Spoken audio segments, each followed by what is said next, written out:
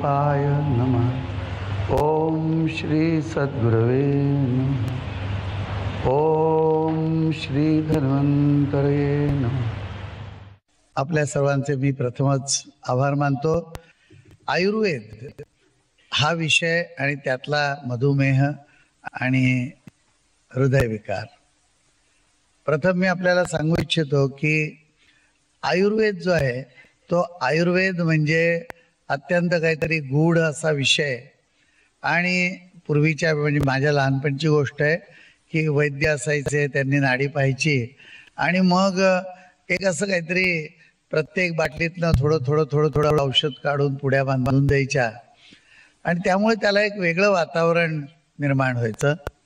शिवाय डॉक्टरकडे त्यावेळेला गेलं तर काहीतरी बाटलीवरती डोसचं मार्किंग करून रंगीबेरंगी औषध मिळत असे आणि त्याच्या बरोबरीने आयुर्वेदाची औषधं मात्र अशा तऱ्हेने बनवलेली आणि मग ती तुळशीच्या रसातून मधातून वगैरे घ्यावी लागत असत। एक गोष्ट निश्चित आहे की सत्याला मरण नसतं किंवा जे काही शाश्वत तत्व आहे ती कधी नष्ट पावत नाहीत। म्हणून भारतातला आयुर्वेद जो आहे तो बंद पाडण्यासाठी खूप तऱ्हेचे प्रयत्न चालू असताना आयुर्वेद नष्ट होणार नाही आणि आयुर्वेद हा आस्थागायत टिकून आहे। अनेक देशातील नाना तऱ्हेच्या ज्या जुन्या पारंपरिक पद्धती होत्या त्या बंद होऊन गेल्या। म्हणजे तिथल्या सरकारांनी त्याच्यावरती बंधनं आणून कायदेशीर त्याच्यावरती कारवाई करून अगदी कडक शिक्षा वगैरे करून पुस्तकं जाळून टाकून अगदी इस्तंबूल वगैरे या ठिकाणी तुर्कस्तानमध्ये तर काही अनेक वैद्यांचा शिरच्छेद करून अशा तऱ्हेने त्यांच्या देशात असलेले जी औषधी पद्धती होती ती नष्ट करण्याचा प्रयत्न केला। भारतामध्ये काही वर्ष आयुर्वेद जरी थोडासा मागे पडला असला किंवा त्याला दाबण्याचा प्रयत्न झालेला असला, म्हणजे आपल्या सर्वच भारतीय संस्कार भारतीय पद्धतींना पद्धतशीरपणे ब्रिटिश साम्राज्य ज्या वेळेला होतं त्यावेळेला त्यांनी त्याला मागे ढकलण्याचा प्रयत्न केला आणि एवढं सगळं होऊन तो आयुर्वेद शाश्वत असल्यामुळे आजही आहे। आणि आज एक अशी परिस्थिती उत्पन्न झाली आणि तुम्ही वाचत असाल, आत्ता नवीन टाईममध्ये आलेलं आर्टिकल जर वाचलं तर लक्षात येईल की आपण कशावरती टीका करण्याची गरज नाही, त्याच क्षेत्रातली मंडळी आधुनिक वैद्यक पद्धती जी आहे त्यात काय चाललंय आणि कशा तऱ्हेने पेशंटनी त्यावर विश्वास ठेवावा। म्हणजे एका बाजूनी आम्हाला हॉस्पिटल शिवाय किंवा आधुनिक पद्धतीशिवाय इलाज नाही, त्यांच्याकडे जायलाच लागतंय कारण जीवनमान अति गतिमान झालेलं आहे। आणि दुसऱ्या बाजूनी त्याच्यावरती कसा विश्वास ठेवावा आणि काय चाललंय हा एक भाग। त्यामुळे आयुर्वेदाला आलेलं महत्त्व आणि दुसरं आयुर्वेदाला आलेलं महत्त्व अशा कारणाने की आपली तुम्हाला कल्पना असेल की लिव्हरवरती पचनावरती ॲलोपॅथीमध्ये औषधच नसतं, त्यामुळे आयुर्वेदाचं औषध आहे तेच केवळ लिव्हरवर काम करतं असं अनेक वर्ष आपल्याला माहिती आहे। परंतु सध्या ऑस्टिओपोरोसिस झालं, आर्थरायटिस झालं, अगदी म्हणजे किडनी फेल्युअर झाले किंवा लिव्हर सिरोसिस झालं तर त्याच्यावरचे जे इलाज आहेत ते इलाज, रक्तच तयार होत नाहीये, इम्युनिटी उलट काम करते, म्हणजे अँटी इम्युन डिसीज वगैरे असे रोग आहेत ते तयार होतात आहेत। आणि अनेक प्रकारचे स्त्रियांच्या बाबतीत त्यांचे सर्व स्त्रीरोग, गायनोकॉलॉजिकल प्रॉब्लेम्स आणि हॉर्मोनल प्रॉब्लेम जे आहेत ते एवढे वाढलेले आहेत आणि या सगळ्यावरती आधुनिक एवढा खर्च करून एवढं संशोधन करून जे औषधी विज्ञान प्रगत झालंय त्यांच्याकडे उत्तर नाही, त्यांच्याकडे औषध नाही आणि त्यामुळे आयुर्वेदाकडे येणारी मंडळी आहेत ती अगदी शेवटला उपाय म्हणून आयुर्वेदाकडे येतात आहेत। मधुमेह हा त्यातलाच एक प्रकार आहे की मधुमेहावरती तुम्ही म्हणाल औषध आहे डॉक्टर साहेब, पण ती औषधं घेतल्यानंतर फक्त मधुमेह कंट्रोलमध्ये राहणार आहे। मधुमेहाचे दुष्परिणाम हे अजिबात टाळता येणार नाहीत. मधुमेहाचा जो वाढ होतीये दिवसेदिवस शरीरामध्ये ती थांबवता येणार नाही आणि मधुमेह बराच होऊ शकत नाही. त्यामुळे पहिल्यांदाच मधुमेह झालेल्या रोग्याला सांगितलं जातं की तुला आता जन्मभर हे औषध घ्यावं लागणार आहे. जन्मभर औषध घ्यायला काहीच अडचण नसावी. मलाही कोणी विचारलं की हे औषध किती दिवस घ्यायचं हृदयाचं किंवा मधुमेहाचं, तर मी म्हणेन जन्मभर घ्यायचं.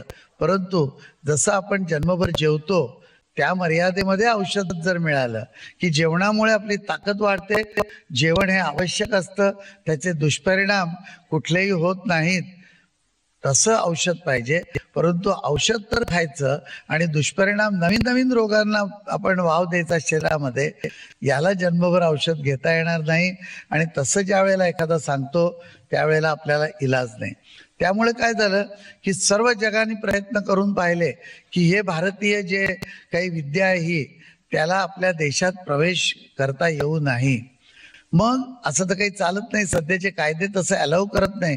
म्हणून एका बाजूने युनिव्हर्सिटीमध्ये आयुर्वेदाचं शिक्षण द्यायचं, परंतु आयुर्वेदिक डॉक्टरला कुठल्याही देशामध्ये प्रॅक्टिस करायला परवानगी द्यायची नाही, आयुर्वेदिक औषधांना त्या ठिकाणी परवानगी द्यायची नाही, असा सगळा म्हणजे प्रत्येक देशाने हा प्रयत्न करून सुद्धा सर्व जगामध्ये आयुर्वेद हा लोकांनी मागणी केलेला अशी इलाज पद्धती आणि असे विज्ञान तयार होते. सर्व देशांतून आयुर्वेदाला भयंकर मागणी आहे आणि जर सरकारने कुठली बंदी घातली तर तिथले नागरिक भारतात येऊन या ठिकाणी इलाज करू इच्छितात. कारण मुख्य त्यांची एकच मागणी आहे की आम्हाला तुम्ही तरी बरं करा, नाही तर आम्ही आयुर्वेदाकडे जातो, तिकडे तरी आम्हाला बरं होऊ द्या. तुम्ही आम्हाला दोन्ही बाजूनी नाडू शकत नाही की आयुर्वेदाला बंदी आणि तुमच्याजवळ इलाजच नाही, असं चालणार नाही. तेव्हा आम्हाला आयुर्वेदाची आज गरज आहे. मी जे म्हटलं की आयुर्वेद हे शास्त्र शाश्वत आणि ते कधीच नष्ट होणार नाही. नव्हे तर अजून 5च वर्ष आता जर थांबलो आपण तर लक्षात येईल की संपूर्ण सर्व ठिकाणी जगभर, म्हणजे आता रशियापासून सगळीकडे आयुर्वेदाला मागणी वाढलेली आहे. आयुर्वेदाला म्हणजे ज्ञानाला मागणी वाढली आहे. त्याच्यात एक संशोधन चालू आहे किंवा ज्या औषधी कंपन्या आहेत त्यांना त्याचा फायदा स्वतःला मिळवता यावा म्हणून हा आयुर्वेद कसा स्वीकार आपण करू शकू याच्यावरती त्यांचं संशोधन चालू आहे. म्हणून वेळ चाललाय, अन्यथा आयुर्वेदाला काहीही पर्याय नाही.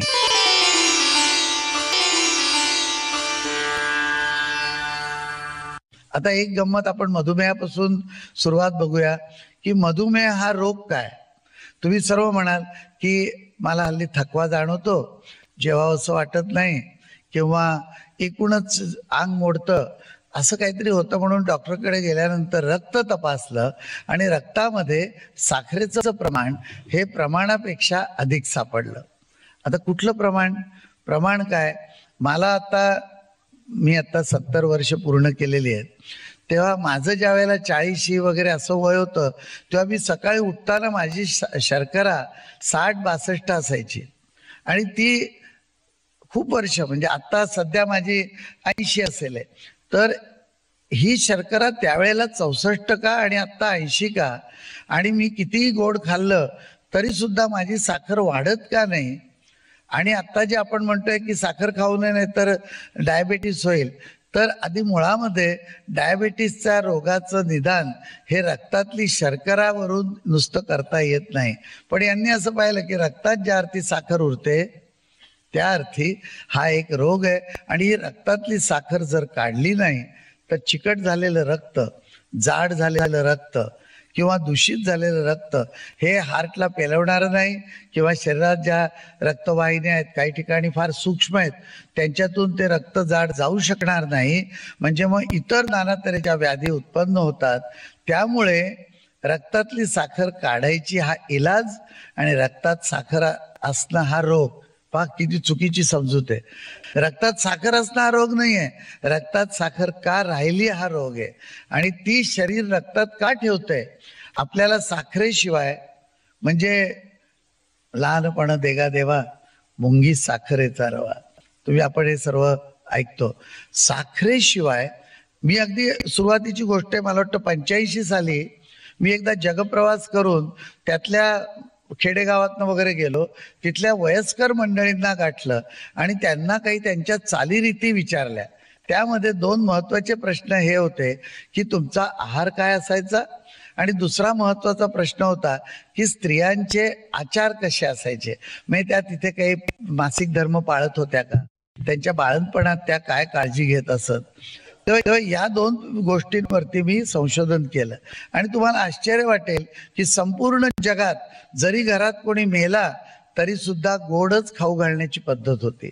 कुठल्याही देशात किंवा कोणी मला असं सांगितलं नाही की एवढा घरातला महत्वाचा मनुष्य मेल्यानंतर आम्ही तर सरळ लोकांना कारल्याची भाजी खाऊ घातली किंवा मेथीचे लाडू कडू खाऊ घातले, असं कुठेही नाही. सर्व ठिकाणी गोडच खाऊ घालत होते. एवढं त्या गोडाचं महत्व. कारण काय की आपलं हृदय आणि आपला मेंदू हा गोडाशिवाय चालत नाही, त्याला साखर लागते. शरीरात 2 महत्वाची द्रव्य की जो कार्बन हा साखरेतनं मिळतो, सर्व शक्ती ऊर्जा शरीराची, आणि फॉस्फरस हा जो आहे तो त्याचं पचन करण्याला मदत करतो. आणि सगळ्या DNA मध्ये किंवा आपले क्रोमोसोम्स आहेत, शरीराची सर्व रचना आहे, प्रत्येक पेशीला या साखरेची खूप आवश्यकता असते. मग काय होतंय की तुमच्या वागण्यामुळे, म्हणजे मधुमेह याची सर्व जबाबदारी वैयक्तिक असते. म्हणजे आपल्याला सरकार अन्न चांगलं देत नाही, साहेब म्हणले की पाण्यात पोल्युशन, हवेत पोल्युशन, पण मला असं वाटतं त्याची सरकारची खूप मोठी जबाबदारी आहे. तुम्ही आम्हाला शुद्ध पाणी द्यायला पाहिजे की नाही. ते काय घाणेरडं पाणी द्यायचं मग म्हणायचं पाण्यामुळे रोग होतात. पाणी तुम्ही देताय ना, तर तुम्ही चांगलं द्या ना पाणी आम्हाला. पण त्यांनी तर पाणी नाहीच चांगलं, पण आपण या बाटलीतलं पाणी पितो, ते सुद्धा पाणी मी काही जास्त बोलत नाही. त्यामुळे म्हणजे आपल्याला काही कोणाच्या याचे धंद्यावरती परिणाम होईल असं काही बोलायचं, आम्ही आमची काळजी घ्यायची आहे. पण मधुमेहाच्या बाबतीमध्ये कोणालाही ठपका देता येत नाही. एक गंमत आहे, मधुमेहाला नायदर म्हणजे ॲलोपॅथिक सिस्टीमला नाही देता येत दोष. मधुमेहासाठी सरकार म्हणजे म्युन्सिपाल्टी वगैरे सगळे आले, कोणालाही दोष देता येत नाही. आधुनिक शिक्षणालाही दोष देता येत नाही. मधुमेहाची संपूर्ण जबाबदारी व्यक्तिगत असते. आपला आहार विहार आणि आचार आपण चुकीचा करतोय, त्यातून मधुमेह येतो. ती सगळी जबाबदारी आपल्यावर असते. तर मधुमेह करतोय काय की जी मुळामध्ये माझी साखरेची डिमांड आहे ती शरीरातनं साखर अन्नातनं आलेली काढून घ्यायची आणि ती मेंदूला, हार्टला द्यायची. हे काम हलके हलके कमी होऊन जातं. आणि ते काम कमी झालं रे झालं की साखर जी आहे ती तुम्ही खाण्यातनं जी आली ती वापरली गेली नाही की ती पडून राहते. जसं आता कितीतरी टन तांदूळ सडून पडू नये, साखरेचाही खूप मोठा साठा झालाय, उचलली नाही तर काय होणार. तर त्या दृष्टीने आपल्या शरीरामध्ये रक्तात जी साखर राहिली ती राहिल्यानंतर त्रास होणार आहे, बरोबर आहे.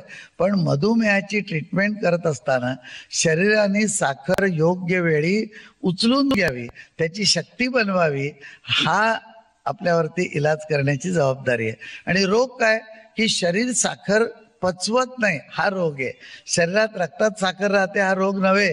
तर आपल्याला रोगावर जर इलाज करायचा असला तर पहिल्यांदा हे बघावं लागेल की शरीर ही साखर कशी पचवेल. तेव्हा डायबिटीसवर इलाज करायला या पद्धतीने विचार करून जर सुरुवात केली. बरं, साखर खाऊ नका सांगितलं की काय होतं, आश्चर्य वाटेल की संपूर्ण जगामध्ये गेल्या 50 वर्षात 10% संपूर्ण वीर्य शक्ती कमी होऊन गेली. म्हणजे जागतिक संस्था ज्या आहेत विज्ञानाच्या, त्या हे अहवाल देतात. मला माहिती नाही, मी तिथनं वाचून तुम्हाला सांगतोय की 10% वीर्य शक्ती कमी होऊन गेली. कारण काय की लोकांनी दूध आणि साखर गेल्या 50 वर्षात खाण्याचं प्रमाण एकदम कमी करून टाकलं. प्रत्येक जण घाबरतो गोड खायला. बरं, ज्या वेळेला आमची मंडळी म्हणजे आमचे वाडवडील, माझे स्वतःचे वडील 100 वर्ष जगले, कधी मरायचं ते ठरवून त्या दिवशी त्यांनी देहत्याग केला. ही जी मंडळी होती ती त्यांनी 95 वर्षाचे झाल्यानंतर शेवटल्या 5 वर्षात जवळजवळ अन्न काही नाही आणि रोज 2 ग्लास सकाळी न रात्री 1 दुधाचा आणि त्यामध्ये 5 चमचे साखर, अर्धा चमचा कमी टाकली तर म्हणायचे की साखर संपली आहे का काय झालं घरातली. म्हणजे अशी गोड खाणारी मंडळी 100 वर्ष जगत होती. आणि तुम्ही आम्ही सर्वांनी साखरेला धास्ती घेतली, अगदी कमी खायची, साखरच खायची नाही. मिठाईला लोक अगदी छान पेढा आणून दिला तर बारीक तुकडा करून घेतात. म्हटलं अहो छान, आम्हाला 5 पाऊंडाचा पूर्ण 6 पाऊंडाचा मुलगा झालाय, पेढा अख्खा घ्या ना. पण नाही, पेढ्याची भीती, बर्फीची भीती, कुठे बाहेर गेलं सगळीकडे. आणि त्यांनी काय झालं की नको नको ते तिखट मिठाचे पदार्थ वाढले आणि ते वाताचे रोग तिकडे वाढतात आहेत आणि इकडे हृदयाला आणि मेंदूला जी साखर पाहिजे ती मिळत नाहीये. आणि जे साखर खात होते ते दीर्घकाळ जगत होते. आणि सध्या जी मंडळी मरतात आहेत ती मंडळी 32, 35, 40 हार्ट अटॅक, ब्लड प्रेशर, मधुमेहाची क्लायमॅक्स 600 शुगर असणारी मंडळी येतात आहेत. आणि ती तरुण एक्झिक्युटिव्ह मंडळी. पुन्हा असं नाही की गरिबीमुळे माल न्यूट्रिशन झालंय, म्हणजे साखर खायलाच नाही मिळाली म्हणून साखर शरीराला मिळाली नाही अशी कोणी नाही आहेत. ज्यांना साखर बिकर सगळं मिळतंय पण ज्यांनी खाल्ली नाही हट्टानी, ती मंडळी जास्त आजारी होतात आहेत. त्यामुळे मधुमेह जर बरा करायचा असेल तर आपल्याला लक्ष द्यायचं की शरीरात साखर पचेल कशी.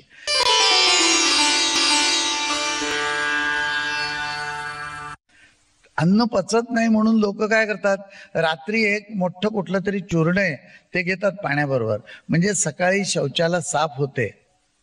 म्हणजे काय, आणलं आणि काढून टाकलं बाहेर, छानपैकी मस्त खूप मेहनत करून सगळं जेवण बनवायचं, ते तुम्ही रात्री खायचं आणि त्याच्यातली शक्ती पचन काही न होताना सकाळी त्याला बाहेर काढायचं. त्याचा काय उपयोग आहे का काय? म्हणजे अशा तऱ्हेने ज्या वेळेला मधुमेहावरती इलाज केला की नाही, अन्न पचलं पाहिजे, साखर सगळी पचवायला पाहिजे. अगदी 5 महिन्याची नव्हे तर अशी लहान लहान मुलं की ज्यांना साखर दूध पचत नव्हतं त्यांना मी सांगितलं आमच्या इथे घेऊन या, 5 दिवस राहा इथे, मी माझ्या समोर त्याला दूध पाजतो, जबाबदारी माझी राहील, त्या मुलाला काही झालं तर आणि पुढे काय होतंय ते कळेल मला.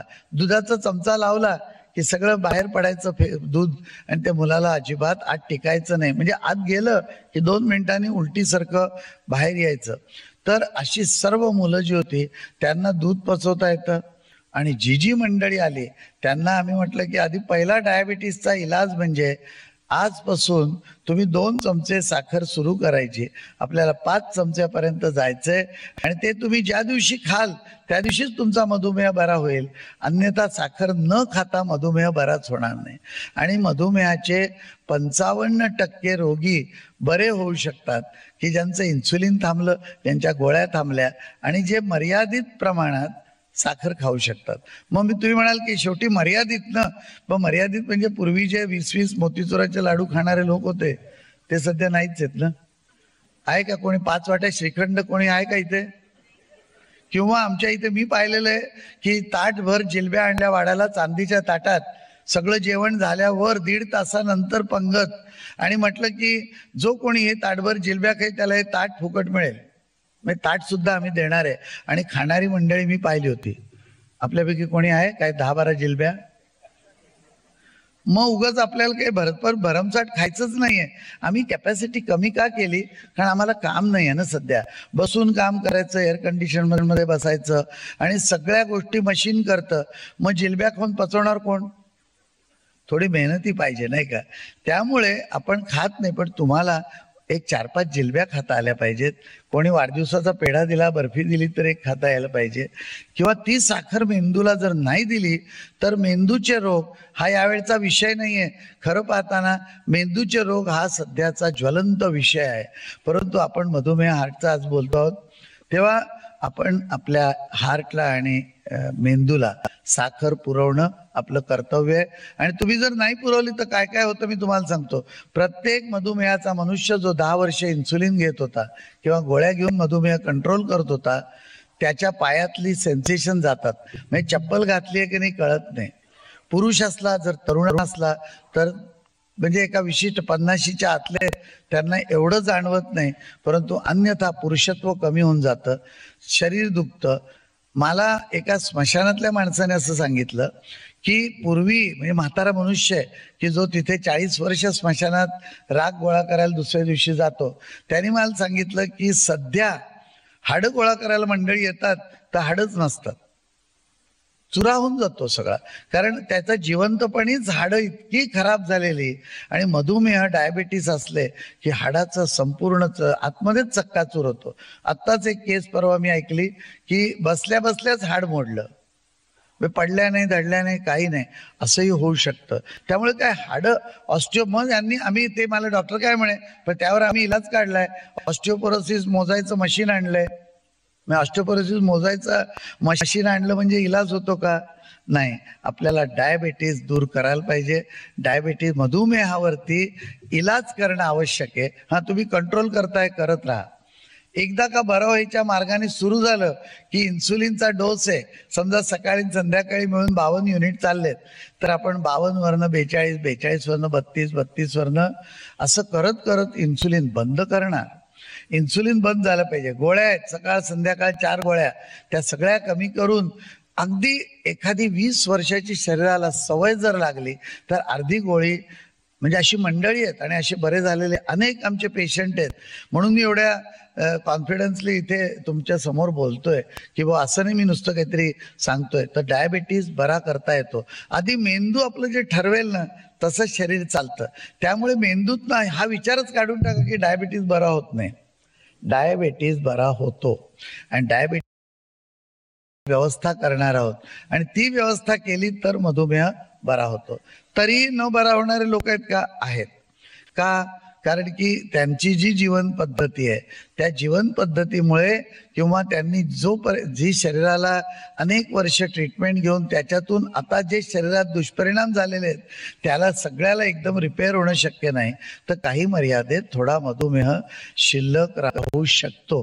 परंतु 55% लोकांचा मधुमेह बरा होतो.